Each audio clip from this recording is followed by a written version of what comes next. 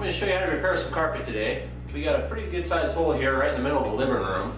It looks pretty bad. So I got some tricks on how to fix this and some tips, and even if you can't find carpet that matches, I got some tricks for that too. So let's get started. So I was unable to find any carpet that matches, so what I'm going to do is cut a chunk of carpet out of the closet right here. I'm just going to use a straight edge to cut a chunk of that carpet out, and then we're going to replace that carpet with something else. It's not going to match, but it's okay. It's in a closet. It won't be that noticeable. So we're going to use this chunk of carpet to make our patch in the living room, and then we're going to patch the closet with a different type of carpet. So before we make any cuts to this carpet from the closet, we're going to use that as a template, and we're going to trace that onto this carpet remnant we have here. So I'm tracing the old carpet onto the new carpet here with a pencil. Then we're going to use a straight edge to get that cut out. Now we're going to have a patch ready for the closet later on. So now it's time to cut out the damaged carpet. So I'm just going to use a straight edge and a utility knife to cut out the carpet.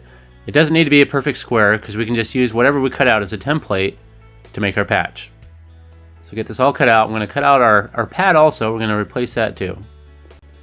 Now we got everything cut. So we're going to use what we just cut as a template for the new pad here. We're going to use a pair of scissors there to cut our new pad.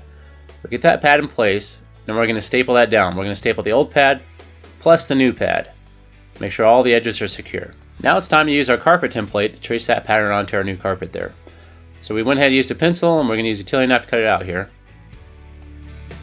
Then we're going to check the fitment of it here, make sure it fits good, make sure there's no more trimming that needs to be done.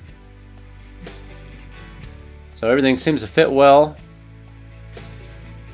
Now we're going to pull it back out. Now it's time to add our seam tape. Here's a look at what we'll be using. This is a single-sided self-adhesive carpet tape made by Roberts. So we want to go ahead and outline the carpet there with the seam tape, and we're going to have half of it exposed and half of it underneath the old carpet there.